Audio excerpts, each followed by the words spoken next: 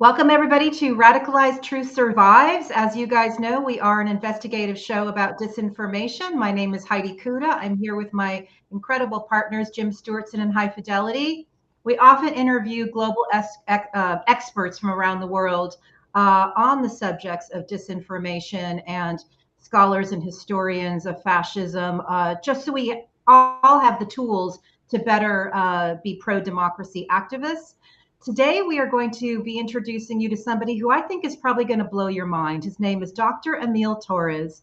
He is a historian, he is a philosopher. He has done more on bringing the subject of human extinction to the front and to have this conversation than probably anybody. His latest book is actually titled Human Extinction, A History of the Science and Ethics of Annihilation.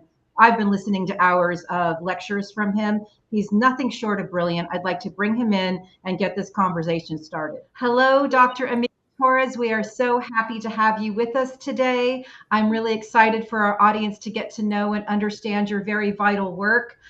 Just as sort of an intro, I feel like we are sort of living in, this phase of raging nihilism.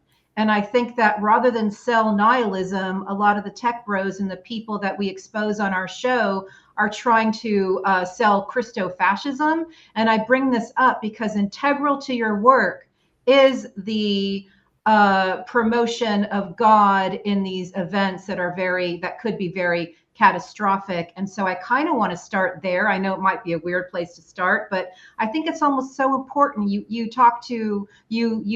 expose so many great philosophers and scientists, but we have this whole faction trying to sell like a fatalism and nihilism, but not tell anybody that, kind of wrap it around. I guess the Supreme Court being, loaded with Christo-fascists would be the best example. Anyway, that is what is on my mind. And I don't know if you can just give a quick comment about that before we jump in. I mean, the rise of fascism is a serious issue right now, right? I mean, it's not just in the U.S., but all over the world, Brazil and so on. So yeah, it's a very worrisome phenomenon, and there are interesting connections there with what's happening on like the religious right, and also stuff that's happening in Silicon Valley. Yes. Which we can get to. But certainly the rise of fascism is very worrisome. Not that long ago, I published an article on the trans genocide. This push from the far right to essentially eliminate, a group of individuals, through what's the guy who coined the term genocide, Raphael Lemkin, called cultural genocide or ethnogenocide. Anyways, so it's very disconcerting.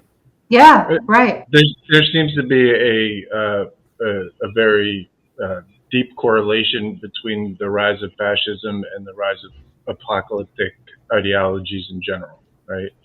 And you're the expert, but my feeling about it is, in order for people to influence others to help them gain power, they need to give them a myth.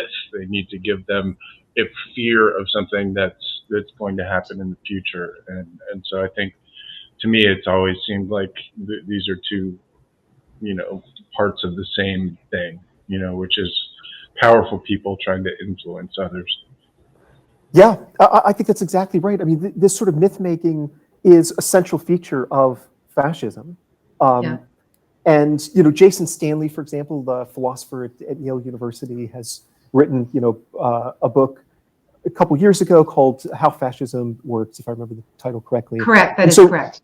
Yeah. And so he, mentions that this sort of like a mythical past is part of the sort of fascist playbook, but also, you're exactly right, that one of the best ways to galvanize people, to mobilize individuals, to support the fascist movement, is through a kind of apocalyptic portrayal of what's, facing us.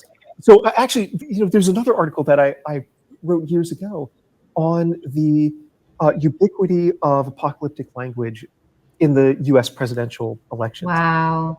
that goes back like just decades and decades. And the utilization of the, if the Democrats win, then the fabric of U.S. society is going to be torn asunder.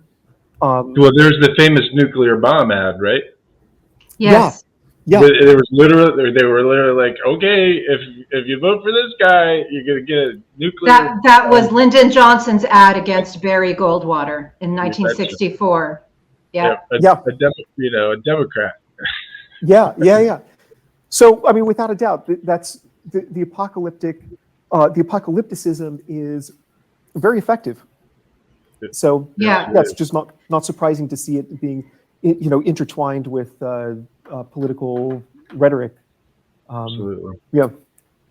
So when we see these people peddling fear, my just default setting now is, if you're trying to scare me, I think you're full of shit, right? Now there are some things that are scary, like climate catastrophe. That's a real thing that I can understand. But a lot of these people, and I've heard this word a lot, TESCREAL, right? And they're pushing this ridiculous fear. AI is going to kill us all.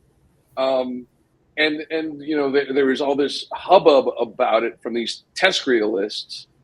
And Joe Biden sat them down and, okay, right now they have a handshake promise. I'd like to see some like legal regulation of this crap. But can you tell me more about who the hell are these TESCREALists? What does TESCREAL mean in the first place? I was going to say, why don't we start there? Yeah. Let's start with that. I'm not going to know what all that meant. Great. So. Yeah, sure. So, I mean, this term emerged, it arose out of a collaboration I was working on with Dr. Timnit Gebru, a computer scientist who was sort of somewhat famously fired from Google several years ago, Right. For sounding the alarm.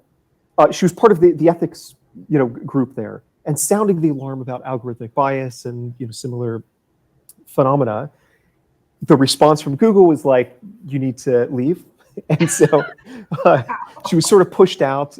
Yes. Anyway, so we're working on this paper because she had noticed that for she's been in the field of AI for a really long time, and for several decades now, computer scientists have been working on particular issues within AI, so like machine learning or natural language processing, things of this sort.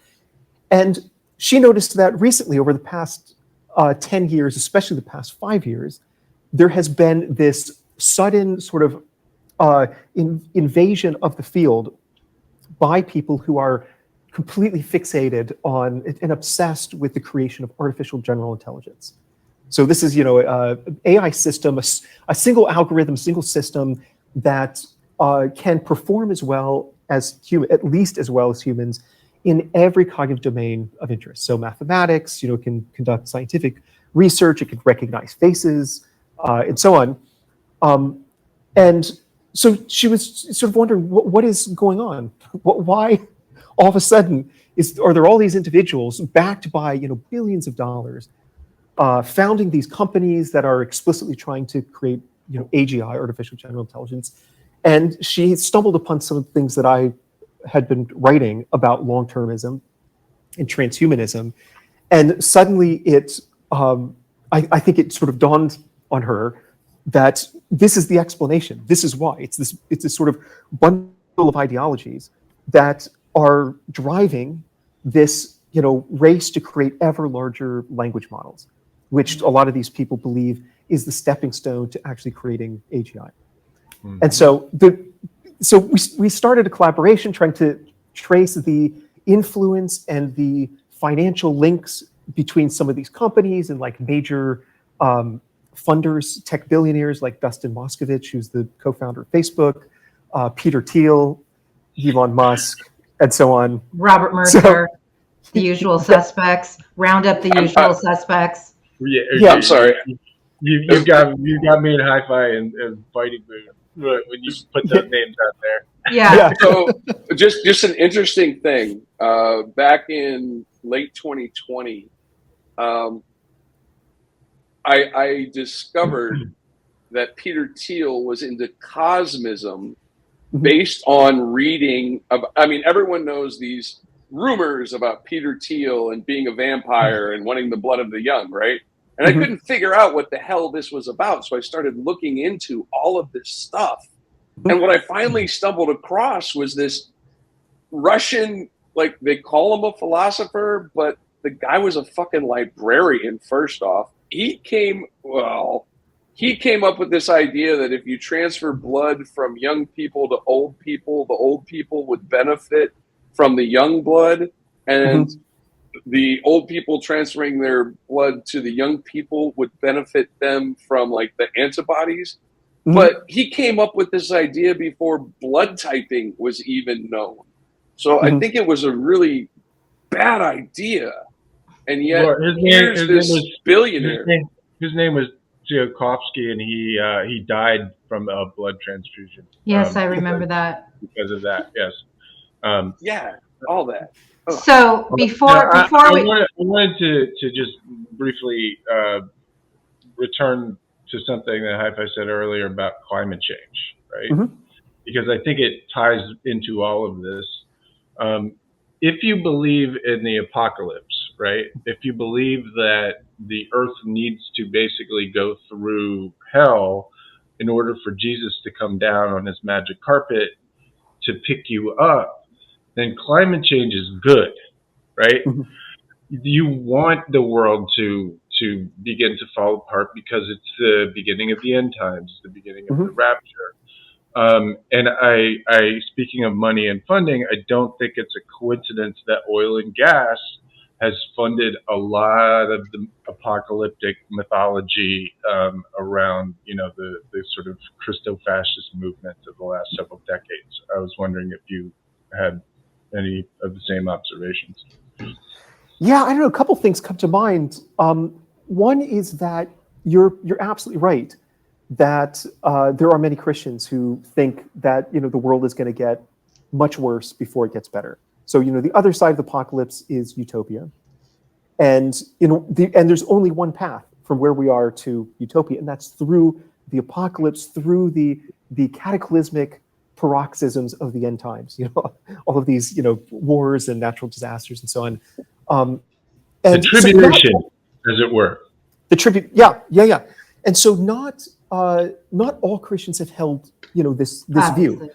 Yeah. I mean, there are many different interpretations, like the Catholic Church. But it's on the rise. The dispensationalists and the evangelicals are all are taking over these denominations.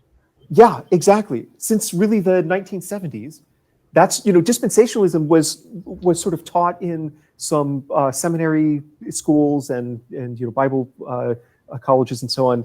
But otherwise, it was pretty obscure until the 1970s because of Hal Lindsey's The Late Great Planet Earth, which popularized it. And then Ronald Reagan was influenced by this particular interpretation of Scripture. So yeah, but you're absolutely right. I mean, there was the introduction to the Oxford Handbook on Eschatology, the study of last things, is written by a philosopher named Jerry Walls, and he has this really nice line in there where he mentions that dispensationalists tend to look at wars and natural disasters with a certain grim satisfaction, because it is a harbinger of the end, and Jesus will come down through the clouds and momentarily rapture up all the believers, resurrect all the believers since 70 AD or whatever, and then you've got the tribulation, and then ultimately the millennial kingdom after that. So yeah. On that note, because I literally stopped cold in my tracks when I was listening to you reading from your book this morning on human extinction. The same can be said for nuclear holocaust being filtered through God's plan to defeat evil, leading to some kind of paradise. And that stopped me cold because that has been something that's been like this undercurrent of how it's being sold through the propaganda channels. So whether it's climate catastrophe, nuclear catastrophe, there is this, this is God's plan to defeat evil. And how do we defeat that mindset? Because I think that is something that is being exploited, as Jim often talks about. The magical thinkers are being exploited to an acceptance of the unacceptable. Yeah, I don't really know how to counter that. I mean, the good news is, of course, that religion, especially this type of religion, evangelical Christianity, is on the decline, right? So, there was a study out from, I think, 2011 that projected that 9, I think it was, Western countries are headed into a direction where religion will become extinct. That was their own term. But even in the US, by far the most religious of Western democracies, evangelical Christianity is not thriving. So, I mean, that's one way to counter it. I mean, absolutely, like in the book, I mentioned that, Reagan in 1971 discussed, referenced thermonuclear wars as a fulfillment of scripture. There was another evangelical Christian who, during one of the Republican National Conventions, said there will be no peace. So before Jesus comes, there will be no peace. So consequently, we should not pursue peace agreements with the Soviet Union. Right. So, this is, Right. And the Secretary of the Interior for Reagan's administration, when he was president, was asked about taking care of the environment, and he had James Watt, and so he had a dismissive attitude and said, well, I don't know how many future generations there are going to be before Jesus returns, so why would we spend this money trying to preserve the environment? It might just be one more generation.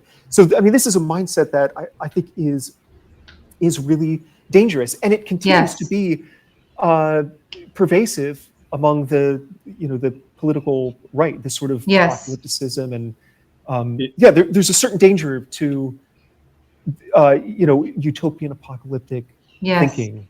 So I'm alarmed by that. Yes. I just wanted to say I study a lot of the really extreme beliefs out there, QAnon and all of that, and it is that apocalyptic viewpoint is not only pervasive, it's extreme. It's the mission, right, of these people to destroy everything before, because they believe there's a they call it, in QAnon they call it the storm, right? Yeah. The same thing as the tribulation. It's just translated to right-wing ideology instead of Christian. Yeah. And go ahead. Go ahead. Sorry. No.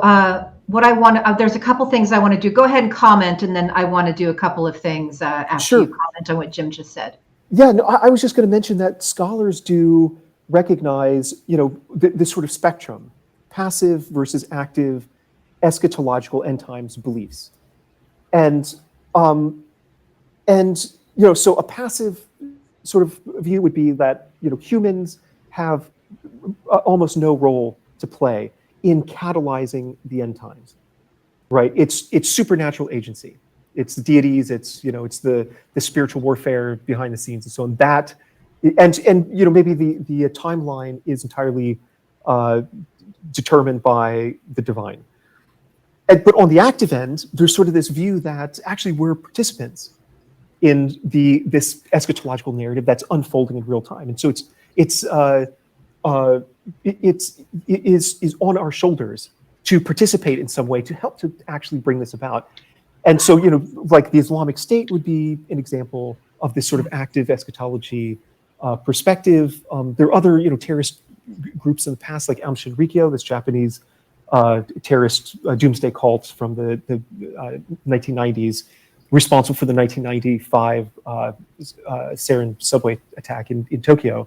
But also then, I think there are these individuals who fall not quite on the extreme active end, but probably closer to the active side than the passive side. And so there are actually some sociologists who have used the term Armageddon lobby to describe the large group of dispensationalists in the US who are not like, they're not,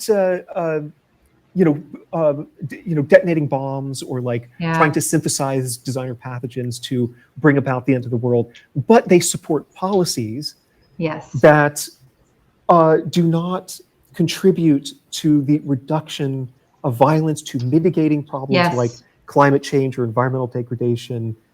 So this is the group of individuals who supports Israel no matter what. because it's Sure. really important to have a Jewish state in Palestine, because that's necessary for the tribulation to commence. It's I all- wanted to just briefly, yeah. Heidi, Yeah. on spiritual warfare. You mentioned Om Shinrikyo, you mentioned ISIS. You know who else is actively saying this is a spiritual war? Is Mike Flynn and Donald Trump and the literal cult leaders of this thing. They say over and over and over again, this is a spiritual war. You are a spiritual warrior, and that is the same ideology, as you mentioned, as some of the most dangerous terrorist organizations in the world.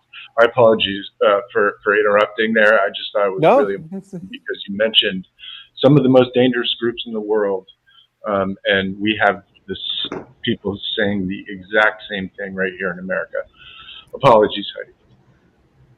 No, it's okay. I got off track earlier because anytime I think about sociopathic billionaires trying to mind fuck people, it twists me. Anyway, about the word TESCREAL, and that is an acronym. Could you kind of just, for our audience, walk through that acronym and what it means? That's great. Sure. Yeah. So this is a real mouthful. It's a whole bunch of polysyllabic terms that are not that take some practice to properly pronounce. So the acronym stands for transhumanism, extropianism, singularitarianism, cosmism, rationalism, effective altruism, and long-termism. And so basically the transhumanism is the backbone of the TESCREAL bundle.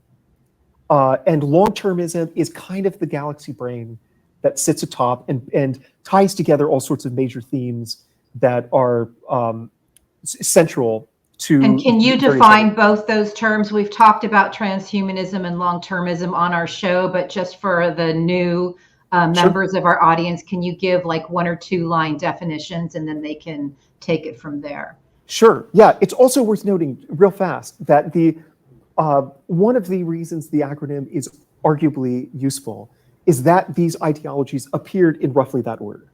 Okay. So, yeah. And so transhumanism is this idea that emerging technologies, such as synthetic biology, biotechnology, nanotechnology, AI, and so on, that these will enable us to radically re-engineer ourselves. And in particular, re-engineer ourselves in ways that enhance our capacities, maybe even introduce entirely new capacities. So, maybe we have new kind of sensory modalities. So, right now we have like, touch, taste, sight, and so on. Actually, there's like a total of about 23 different sensory modalities that we have. But we could add things like echolocation. That's what bats and dolphins use. So maybe that's one way we could re-engineer ourselves to be superior in some way. Or we could, plug our brains into a computer using computer interfaces so that, we have all of Wikipedia or whatever you prefer just there as an extension of our hippocampus. So Elon's chip in the brain is part of this whole thing. Exactly. Yeah. Neuralink company, which is trying to merge us with AI through these brain-computer interfaces, that is transhumanism. I mean, that's, yeah. So I just need to point out the hypocrisy of people who want to alter their physical bodies in such drastic ways, having a problem with people who are transsexual. The hypocrisy of that blows my mind. But anyway. Or women controlling their own bodies for that matter. Well, yeah, those are all ploys. Those are all ploys that lead to, I want to ask you a question about long-termism, but I want to hear your definition of it first. Okay, yeah, sure. And so really, if you go through the acronym, like the next 3 letters, the extropianism, singularitarianism, and cosmism, those are basically just kind of variants of transhumanism. And then you get to rationalism, which is just like trying to figure out ways to optimize our rationality, which is instrumentally useful for realizing the transhumanist techno-utopian vision. Effective altruism adds kind of this moral, well, I would put that in scare quotes myself, a moral dimension to all of this. And then long-termism is this idea that the future of humanity could be huge. You know, so like to put it in perspective, we've been around, our species has been around on Earth for about 300,000 years. And civilizations existed for 6,000 years or so. But if we pivot from the past towards the future, we could exist on Earth for another billion years or so. If we spread beyond Earth and start to colonize space, then we could exist for a much, much longer period of time. So like one estimate is at least 10 to the 40 years. So that's a 1 followed by 40 zeros. That's when protons are supposed to decay, which would be a hard limit on biological life. But we don't know if protons decay. Maybe they don't. In which case, we could exist for another 10 to the 100 years. So just an unfathomably huge amount of time. So what does this mean? Well, it means on the temporal dimension, we could exist for a super long period of time. On a spatial dimension, the universe is huge. So if we spread out, then the future human population could be many orders of magnitude greater than the current or even the past human population. So like one estimate is that there's been 117 billion people who have ever existed. But if we persist into the future, there could be within the universe as a whole, especially if we become digital beings living in computer simulations. This is something long-termists are actually quite excited about. Then there could be 10 to the 58. So again, that's a 1 followed by 58 zeros. So that's how many future people there could be. There are 8 billion today, 10 to the 58 in the future. So the potential, the future is enormous in terms of its potential. And so that leads to this idea that if we want to do the most good possible, if we want to positively influence the greatest number of people, what we should be doing is focusing on how our actions today will affect the very far future, not so much on how they affect current day people. So, one way to affect very far future people is to prevent extinction. Because if we go extinct, then they're not going to exist, and that would be really bad. So on the long-termist view, it's not only important to ensure that their lives are good, but it's just as important to ensure that they exist in the first place. Yes. And we could talk about why, but there's sort of this, I would consider it to be a very philosophically flimsy argument for why that's important. Yeah. It's not just about making sure they have good lives, it's about ensuring that they exist in the first place. And so if we go extinct, the main loss wouldn't be the 8 billion people who would die tomorrow. It would be the loss, the non-existence, the non-birth of all of these possible digital people in the far future, 10 to the 58. So that's the idea. Brilliant. I wanted to draw a connection between two things. So Elon Musk is a long-termist. He pushes it, all the time. He also is obsessed with getting to Mars. If you look at his Twitter profile, it's literally Earth transforming to Mars, right?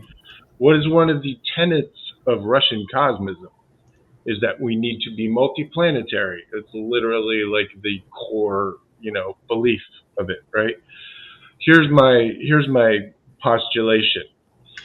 Long-termism is just a way for billionaires to pretend that they're so much smarter than we are, that they can make decisions that are counter to our best interests. And that's how you get people like Sam Bankman-Fried, who ran FBX, right? He collected $32 billion of depositors' money and threw it down the drain because he thought he could spend their $32 billion to do the most good in the world. So I don't think it's a coincidence in my view that long-termism and billionaires seem to be super connected. Does that make sense? Yeah, it absolutely does. One possibility is that Elon Musk really does believe in long-termism and thinks we have this kind of moral obligation to ensure that we survive for long enough to colonize space, and then we colonize as much of the universe as we possibly can to maximize value. Alternatively, it could just be that he has these kind of boyhood, fantasies, because he grew up reading sci-fi of colonizing space and so on. And then he noticed that some philosophers, mostly at Oxford, but also in the San Francisco Bay Area in Silicon Valley, were developing this particular philosophical worldview, this normative futurology, according to which focusing less on things like global poverty and more on colonizing space is actually the most moral thing you could possibly do.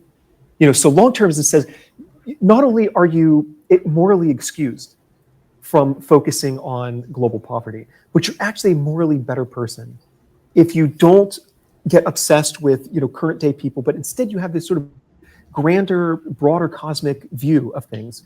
And and again, there are actions that we could take today, like actions that Musk is taking, trying to make us multiplanetary, that could, in the grand scheme of things, have a much greater impact, result in much larger quantities of good than just focusing. So I mean, it's hard to know exactly if he's just exploiting long-termism or if he's a true believer. But from my perspective, it doesn't matter. Exactly. Long-termism is dangerous in both. He gets to choose for us, right? Like, what are you saying? Finish what you were saying. Go ahead. Yeah. Long-termism is.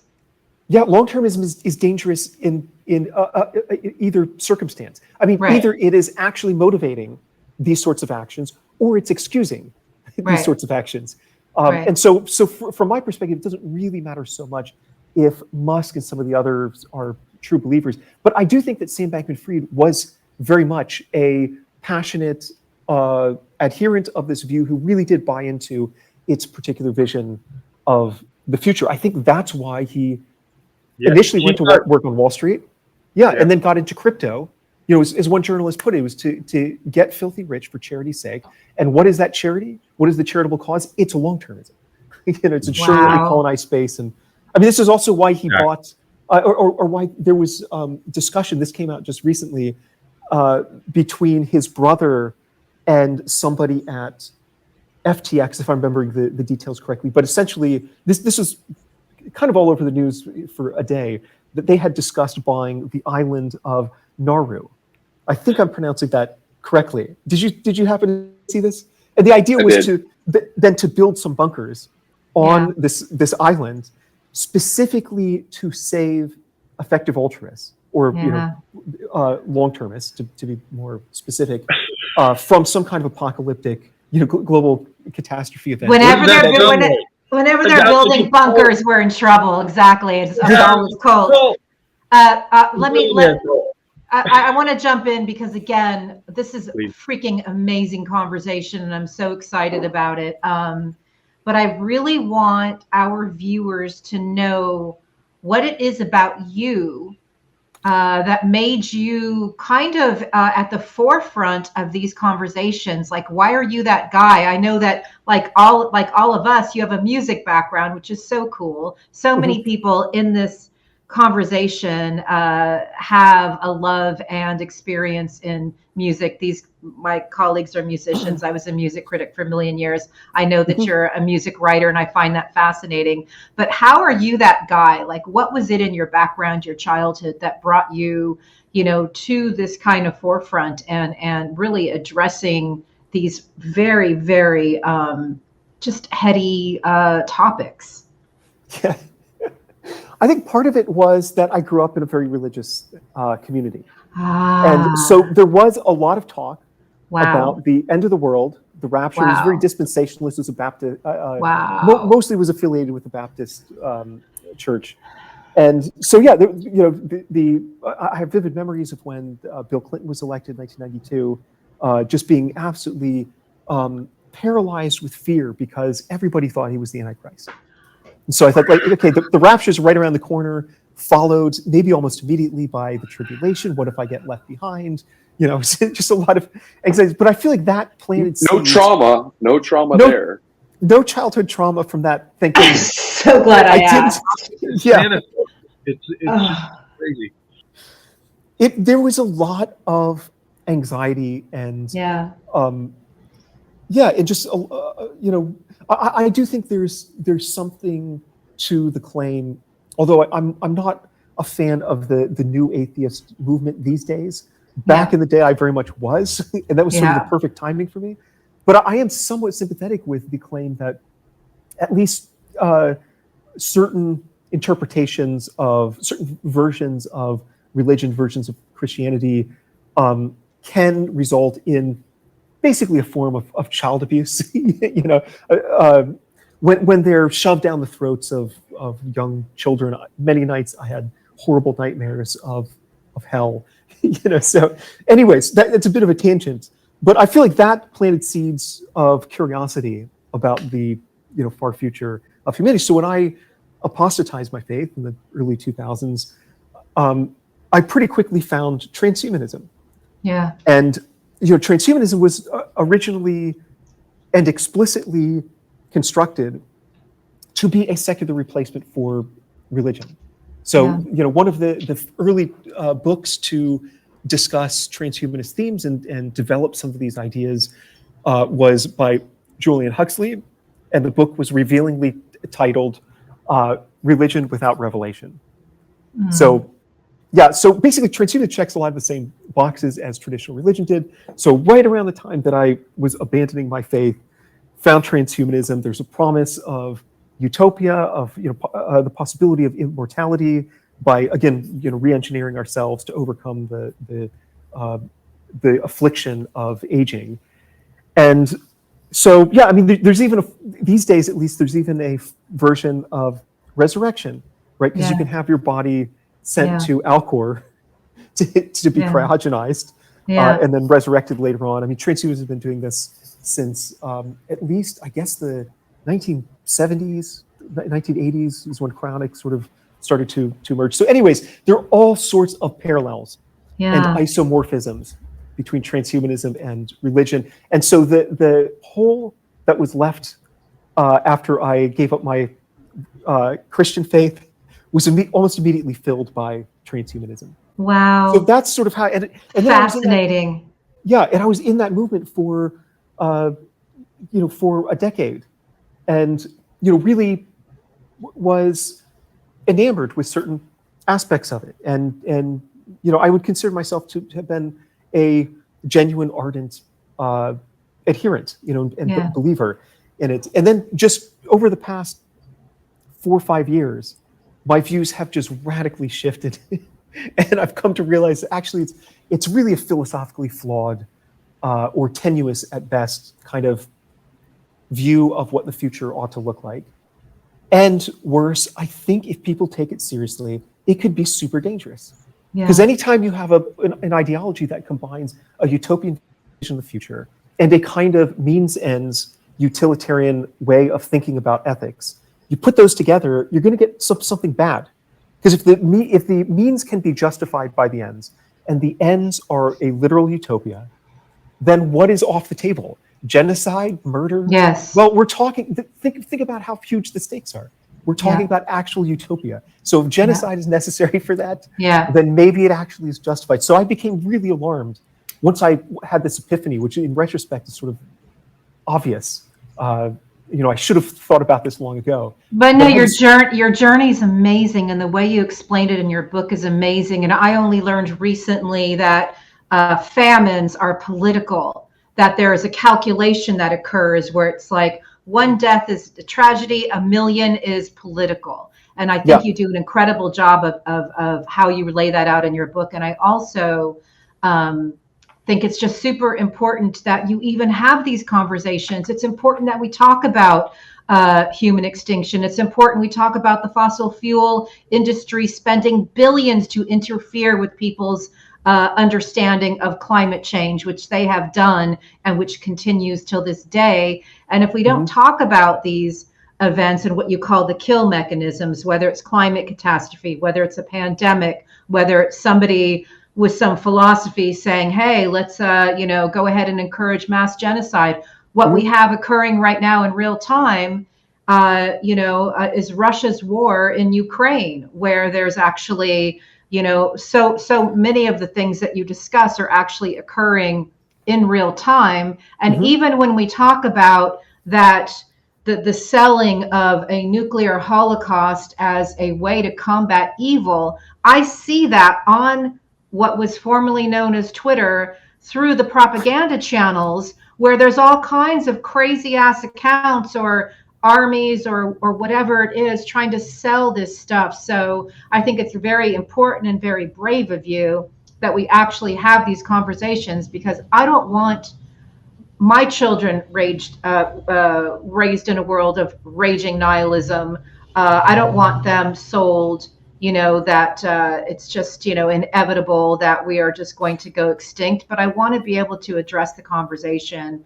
And I would love for you to tell us, in your research, how do you see the future playing out in the next 50 years? What can those who are pro-democracy do to be more mindful and better stewards of our planet, and also fight what essentially is a fascist nihilism that is nipping at our heels as we have this conversation? Yeah, great questions. One thing that comes to mind is there was this paper from, I think it was published in 2015, and part of it was a survey of, if I remember correctly, like young people, asking them about their views on the future. And there have been a number of surveys that have examined this issue, and it's tragically, there's a significant portion of young people who don't think that they're going to grow old, due to climate change, due to pandemics. AI is particularly within the kind of TESCREAL community. There are a lot of young people who don't really understand the nature of these ideologies, but have sort of gotten sucked in, perhaps the way I did, many years ago, and have been told that the world is going to end. Literally, it's going to end within 5 years. So, this is it. And many of them are sort of falling into despair and so on. And so, anyways, the reason I mentioned this study is that it presented this sort of framework for thinking about possible responses to end of the world issues. And so they identified 3 general responses that they found in their discussions with people about the topic. One is nihilism. It's this sort of like defeatist attitude. Well, everything is screwed. What is the point? I might as well just sit home and like play video games because, nothing can be done. And the other one is fundamentalism. So this pertains mainly to religious individuals, who it ties back to exactly what we were saying before. There's a threat of nuclear Armageddon or something, and what they do is then integrate that into their particular eschatological narrative. So, okay, so it's not actually the end of the world. I mean, it's the end of the world as we know it, but within this Christian, dispensationalist narrative, it's actually, part of the beginning of eternity. So that's fundamentalism is another response, and then the third response is activism. So they found that some people will hear about, global catastrophic risks, and their response is immediately, what can I do? How can I fix this? I want to do something. I'm going to go out in the streets and protest, join a movement, whatever. And so I think about this a lot when I write about these subjects. How is it that I can present in an honest and accurate way what I would argue to be extreme direness of our situation? Yes. In many ways, but just discuss these issues in a way that leaves readers more rather than less motivated to go out and do something to Bingo. Change the world for the better. So then there's the practical question, well, what does that mean to go out and change the world? Like, how does one do that? And I don't really have any great insights here. I'm really heartened by all of the young people who are participating in Extinction Rebellion and Fridays for Future. Just Stop Oil has gotten a lot of attention recently for their sort of their antics in art museums and elsewhere, which in general I support. It brings attention to the issue, and so that's sort of, maybe that's just the most obvious thing to say, is I think joining some of these movements, participating, making noise, alerting your fellow voting citizens that the climate situation, for example, really is absolutely bonkers right now. Yeah. And you know, we just had the hottest week on record. Last week, 2 weeks ago, I can't remember. But you know, this may end up being the hottest year on record.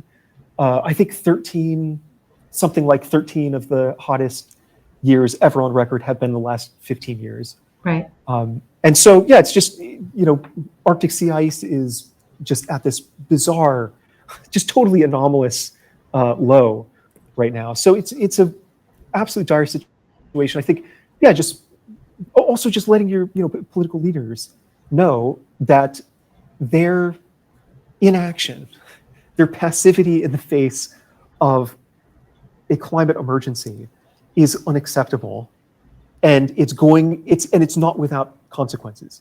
And so, you know, go out and, you know, people are going to glue themselves to the street and block traffic and so on. That's going to be, you know, a huge hassle. And nobody should blame the protesters for that. They should blame the politicians. Because, you know, if the politicians had done what they should have done, if they listened to the science, then you wouldn't need protesters out there engaged in this kind of civil unrest. Yeah, and the future for young people today would be much brighter than it is. So I'm not sure I have anything other than the but that has to be, the obvious has to be stated. Our politicians, our leaders have been failing us, continue to fail us in addressing the crises in any meaningful way, and that has to be stated just like that. Yeah, high five. I just, you know, when it comes to things like this, why not glue yourselves to the doors of Parliament? Why not glue yourselves to the Capitol steps? Why not glue yourselves to, you know, the front sidewalk of the White House? Turning regular people against you does not help the cause. Showing out the politicians for the, you know, traitors to humanity's future that they are, that may be helpful. But how I met you online is I was trolling some of these TESCREALists. And I feel like that is incredibly effective because these people are absurd. They are ridiculous. I mean, there's a woman out there who I compared her to a Sphinx cat, and she thought it was a compliment because she thought it commented on her selective breeding. That is, that's insanity, right? The fascists have no sense of humor. They hate being called out. They hate being made fun of. Look, if you can't make fun of somebody, then maybe their whole philosophy really isn't as grounded and foundationally strong as they think it is. And how do you and Timnit, and there's another woman writing a Box of Rocks series about these people. Like, how do you call them out and how do you take them down? Yeah, Kiera Havens is the individual who writes the Box of Rocks. Yeah, it's super good article. She's a really amazing researcher. And so a lot of stuff she's written about is like the connection between the TESCREAL bundle of ideologies and eugenics, which is also a topic that I'm very interested in. So yeah, I don't know. I think our strategy so far has just been to call out these people. Don't equivocate when it comes to the views that they are affiliated with, are supporting either intentionally or inadvertently, and the toxic ideas that they're ultimately kind of promoting. So I just think it's really important to sort of name and shame, you know, like there's a lot of kind of I feel like a lot of people in the media are engaged in a certain kind of politeness. Yes. By which I mean, like, in polite company, you don't mention that Nick Bostrom, for example, who's one of the leading TESCREALists, you know, co-founder of long-termism, one of the most influential transhumanists of the century so far, that he literally argued back in 1996 that quote, blacks are more stupid than whites. And then he used the N-word. And so, you know, I've seen all sorts of articles talking about, you know, Bostrom's views on the potential threats of superintelligence, and without mentioning the fact that he's just a straight racist. I mean, yeah, right. yeah, I wanted to build on Right. on this for a second, and just about TESCREAL and all of these things. For example, transhumanism. I was into it for a while as well, because there's really important ideas in there, right? The problem is, so like we all have a phone, right? You mentioned, wiring your brain into Wikipedia. We have it. It's just that it's a kind of a slow connection, right? Yeah. But the fact that we're connected to these fucking devices all the time is transhumanist, right? We are augmenting ourselves with technology. It's just, are we going to actually, stick it under our skin yet or not? And so what I see in things like the transhumanist movement is bad actors taking important ideas and strains of thought. You're not a stupid person. You weren't into it for 10 years because it was completely ridiculous. Yeah. There were interesting, worthy ideas in there that, got warped around some other stupid shit, right? Yeah. And it's the same thing with, and I'll land my plane here, singularitarianism. I wanted to bring this up because it is not a stupid idea at all, right? If you look at the curves of things, you can, kind of project out, well, shit, seems like there's going to be kind of a big explosion of stuff out, 30, 40 years from now, right? The problem is when you see that as the end of everything real, right? Because then everything that leads up to then doesn't matter. In the same way that the dispensationalists don't think that anything matters before the rapture. So I just wanted to get your thoughts on, how all the letters, generally start from, these are smart people who are in these movements. How do they work them around, bad ideas? That's great, Jim. Yeah. Yeah. I think that, first of all, you're right, that there is a sense in which we are already cyborgs, right? Yeah. I mean, I've got earbuds, using earbuds right now, wearing clothes, I've got glasses. So we're integrated. I have titanium in my spine. Oh, wow. Fascinating. Yeah. So, yeah, I mean, artificial prostheses, and you're totally right. I mean, there's a famous paper about the extended mind, published back in, I think, 1998, that, really the only difference between this and my hippocampus is just kind of the connection. But I mean, I do offload all sorts of memory onto my phone. And, when I lose my phone, there is a kind of sense that I've suffered brain damage. I mean, these days, not so much with cloud computing, because you just get a new phone and everything's still there. But at least back in the day, you've got you also offloaded all this stuff onto the phone, you've lost it, forever maybe. So yeah, I think the main issue is when it comes to transhumanism, their focus is not just kind of these, what are now sort of mundane modifications to our bodies and minds, but radical changes. And so I don't think there's anything intrinsically wrong with that. I reject the playing God counter-argument that, it's just not our place to mess with biology. No, that seems completely unconvincing to me. I do worry that the criteria according to which better is defined. So we'll radically enhance ourselves to result in some sort of better race of better, post-human, superior in some sense.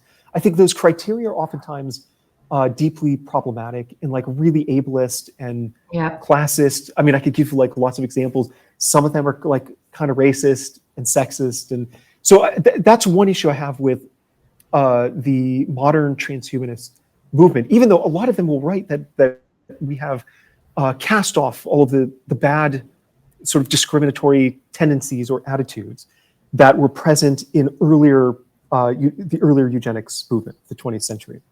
But I think actually that's not so much the case. They've shifted a little bit. So maybe they take a little bit, slightly more squinting to properly identify. But I think they're still there. So that's one of the issues. And then my other like major problem with transhumanism is I think in practice, it's there's every reason to expect it not to be egalitarian. So I'm not a big fan of Yuval Noah Harari's work, but I don't know what you think about it, but that's just my opinion. But anyways, in Homo Deus, there is a section called Upgrading Inequality. And I think he's exactly right in his argument that, in the 20th century, the socioeconomic elites had an interest in ensuring that certain medical advances are properly distributed, right? Like vaccines. You want a healthy population, it's going to keep the engines of the economy roaring and so on. And that's good for you as a member of the elite. But with these radical enhancements, that's not the case. There's every reason for somebody like, Jared Kushner. I mentioned him because he said a few years ago that we may be the last generation that, the first generation that lives forever. And just, the previous generation is the last generation to die, And so he's aware that, these sort of, radical life extension technologies may be right around the corner. And people like him are not going to want, they've every reason to prevent just the masses from gaining access to these technologies. So I really worry that I think the probable outcome of the transhumanist project is going to be that inequality is hugely exacerbated. So so on the one hand, there's sort of the values of like, what do you mean by creating better people? Is it racist and ableist and, and so on?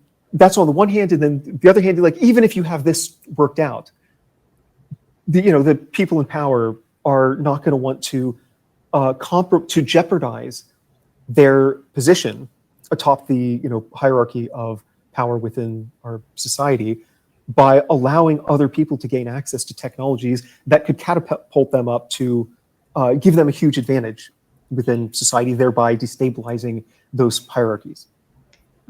That is our fight right there. That is so brilliant. We only have 2 more minutes with you, and I just want to bring it kind of right back down to what we talk about every week on this show. In 2018, the Washington Post did an interview with Steve Bannon. They took 7 reporters to do that interview. They never once mentioned his affiliation with Cambridge Analytica, which messes with people's minds and understanding of what's real and what's not. And I bring that up because when I've been writing what I call an American Monster series about people who've been accelerating the global authoritarianism, and I focused initially on Paul Manafort, Roger Stone, and Roy Cohn. And I bring them up because they were actively involved in ensuring that we did not have environmental presidents. Roy Cohn and Roger Stone in 1980, getting Reagan in. We had Jimmy Carter, who very much understood what our climate crises was looking like in the 70s and was actively trying to get people involved in being much more environmentally minded.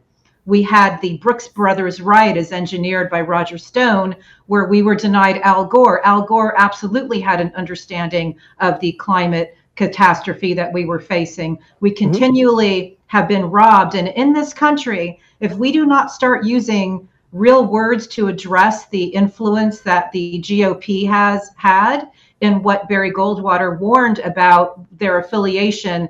He warned back in the 90s that when the preachers get a hold of the Republican Party, it was lights out. And that is kind of where we're at. We're at that precipice right now. And if there's anything that you can say to our audience and perhaps to the media, and stop dancing around reality. The sky is falling and we have a chance to do something about it. Maybe we do, maybe we don't, but there may be a window still. What can we tell people? How do we sort of wake them up, again, based on your incredible research? Yeah, I think the first thing is just to become aware of, the listen to the scientists. Yes. Pay attention to what the scientists say. Understand what some of these ideologies are that are influential within Silicon Valley, and most importantly, understand why they're potentially dangerous. No one should take my word for it. Like, go read the stuff I've written. Look at the citations, though, which are oftentimes to original sources from people in the TESCREAL community. So you can go read those articles, see for yourself, and then, I don't know, join movements and groups. Write something, even just signal boosting on social media matters. I mean, it's really ultimately probably a numbers game. If you get a kind of critical mass of people, that's what's important. So maybe there are different phases in trying to counter the influence of some of these ideologies, and perhaps we're in the first stage where it's just about educating our fellow citizens so that we can build a sufficiently large movement. But I mean, that being said, there are already huge successful movements out there like Extinction Rebellion and Fridays for Future and so on. So go join those groups and participate. Yeah. Thank you. High five. Want to take us out? All right. Yeah, I'm gonna close on this, and I'll ask your thoughts. But I play Go. In China it's Weiqi, in Korea it's Baduk. And so I was paying very close attention when Google came out, DeepMind came out with AlphaGo, and suddenly it beat the world's greatest Go player. And everybody was like, oh, this is the next step in evolution of AI. Except I had an idea.